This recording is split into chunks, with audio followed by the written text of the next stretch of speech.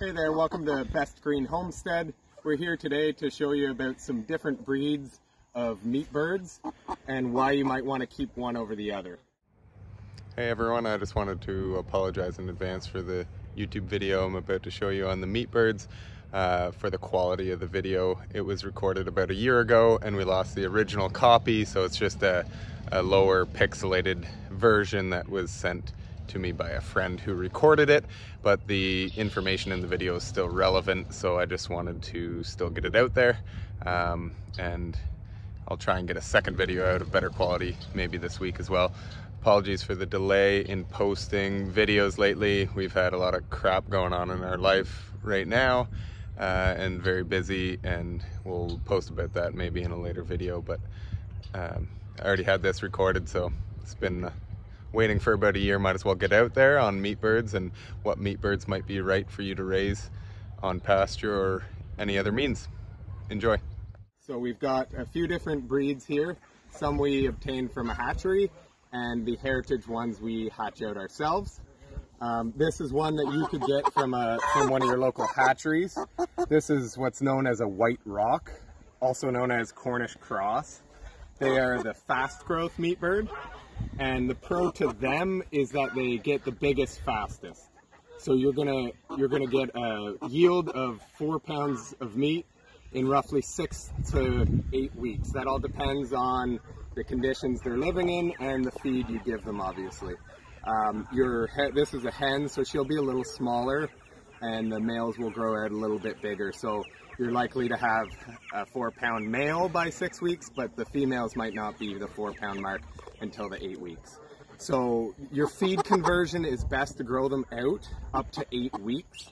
So if you go longer than 8 weeks, then your feed conversion of money in to money out with meat goes down.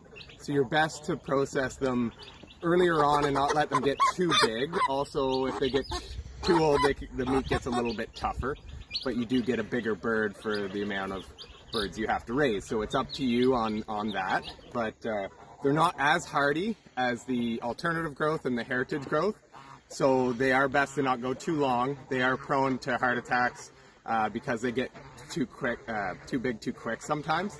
One way you can prevent that is they have a high metabolism, so you can limit their food by taking it away at night or giving them a certain amount of feedings.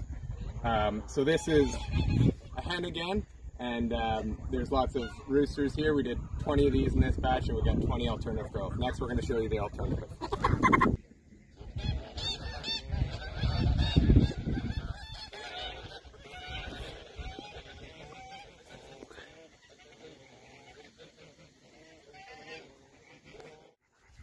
So now we have two of our alternative growth meat birds. You see on my left here is a hen, and on my right is a rooster. So these are, the breed is known as Rustic Ranger or Red Ranger or Freedom Ranger, depending on your hatchery and where you are. They're all very similar breeds. They might be a little bit different, but they perform the same. Bred from Rhode Island Red is one of the breeds that's bred into these ones. They're a hybrid. So the pros and cons of these as compared to your fast growth, your con obviously is they take longer to get to size. So they're 12 weeks to get to about the 4-pound range. That depends. This hen again is smaller than this rooster is at the same age. These ones are older than the slow growth one, or the fast growth ones, sorry, that I just had. I had a fast growth, and they were about a week older. So they caught up to size, and they're actually probably bigger than these, even though these ones are older. So we're going to process some of those fast growth ones today because they're at the 7-week range about. And these ones we're going to let grow out a little longer. So your pro to these, where you might want to consider keeping them, and this is the reason why we like them, is because in their name, Rangers, they are better rangers. They are a little more energetic. They can be a little lazy and sit at the feeder still, but they tend to walk around more. They're a little hardier. They feather out faster. We find they can get outside on pasture sooner. And because we do rotational pastured poultry, they're outside their whole life, basically, other than the couple weeks of brooding under the heat lamps. But so they're better at getting bugs. They seem to eat more grass, and we like them because they just look more like what a chicken should really look like. The fast growth ones grow faster than their feathers can keep up with sometimes. They just don't really look like a natural chicken, but that's what your commercial chickens are, because you get the most meat the fastest. And a lot of producers, even pastured poultry producers, choose them over the alternative growth because that's what society is used to in the grocery store. The taste of it and the look of the breast, the double-breasted fast growth meat birds and everything. But you might want to consider these because we find there's lower death rate with them overall over the years, we've noticed, is another pro. And then the next up is the heritage bred slow growth meat birds. We breed our own, but you can also get some from a hatchery. These ones, again, are also from a hatchery, but the ones we're going to show you next are heritage bred. We breed them on pasture. Some of them are purebred, some of them are a hybrid between two heritage breeds. And they're even hardier, and they are better rangers than even these guys. But they don't get as big as even these ones, or the fast growth ones, obviously. So I'll put these guys down now. And we have 20 of these, and in this batch, and then in another paddock behind us here, we have, with some ducks and geese, there's a bunch of about 40 of the heritage breed ones in a much bigger paddock because there's more birds there. We rotated these guys recently in this paddock area, and they've already eaten it down a decent amount. You can see behind us there's lots of nice pasture area there, and then there's also some to the right of us, two different paddocks areas that rested. In total, this section of these birds have about a 1/4 acre in total at one time, and then they're rotated on a 1/4 acre at a time kind of thing to get fresh grass and bugs. Okay, so now we have one of the heritage bred birds. These are dual purpose birds, so they're not a conventional meat bird, but because they're dual purpose, that means the hens are good for laying and the roosters are good for meat. Now, this is excuse the rain, sorry, it's a poor day to be doing this video, but we're going to try and get it done anyways. This is the barred rock. Sorry, so this is a purebred barred rock or Plymouth barred rock chicken. They were once and maybe still the most popular chicken in America. Now, this is a pretty old one. This one would be ready to harvest. He's really nice, and we're actually keeping him for breeding. He's a little wet right now, but he's got really nice feathering on him. He's already feeling like he's a good 4 pounds. This guy's probably 22 weeks old. Now, they're usually ready to harvest in the 18 to 20 week range. A good sign for when they're ready to harvest would be when you hear them starting to crow. They then put more energy into sexual maturity and less into growing bigger. So it's a good win-win, because as soon as they start crowing, you probably want to kill them anyways, some people. So this one we're keeping for breeding, but there's a lot of other ones we're not. I'm just showing you this guy because he's good full size. Now, we have some other ones, other breeds. We breed these on pasture and hatch them out. We also breed the purebred Rhode Island Reds. And then our favorite slow growth meat bird is the hybrid between the Rhode Island Red Rooster and the Barred Rock Hen, makes a black sex link. The females are sexed when they hatch, and the males have a white dot on their head with the barring gene. So you know the males and females immediately when they hatch, right by their down color. And the bonus of that is they have hybrid vigor, which is known to create a hen that lays more eggs per year and a rooster that gets bigger faster. So the roosters are better for meat and the hens are better for laying. So it's a superior way to get a... They're technically not heritage because they're a hybrid, but it's two common heritage breeds together. We love them, and the Barred Rocks specifically are really friendly. The Rhode Island Red Roosters can be a little bit more aggressive, but as long as you spend time with them, they're never aggressive towards us. Now, we'll let this guy go, and then we'll show you some of the other breeds that are amongst the pasture here. Just like that.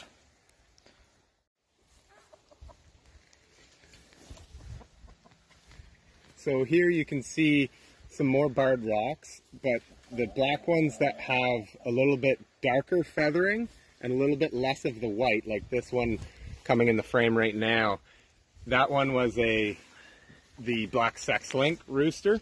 So they're the ones, that one's younger than the barred rock, mind you, so it doesn't look as big, but it will be a nice size bird. We've processed them and we noticed that they get, most of these up here, black sex-link, they get bigger faster than your barred rock or your Rhode Island red. And then the red ones here you see are your classic Rhode Island red rooster. They're another one of the most common heritage bred chickens. We breed them for egg laying, and obviously again the roosters for meat. And the roosters lay brown egg, or the hens lay brown eggs, and they are excellent layers, and they are bred with to make the blacks or the red sex link, which is known as the best brown egg laying chicken out there. It's the commercial egg laying brown layer. So you got your white eggs, which are commonly from your white leghorns. We've got some white leghorn crosses there. Now your Rhode Island reds are key for having on your homestead, because if you breed them, they're usually bred with any of the best brown egg laying birds. So they're great for laying, and they're dual purpose again, so they're good for meat as well. So I'm going to try and get some of these white ones towards you so you can see they're running away from us now, but I'll come back to explain it. These white ones you saw running away from the camera here are white leghorns.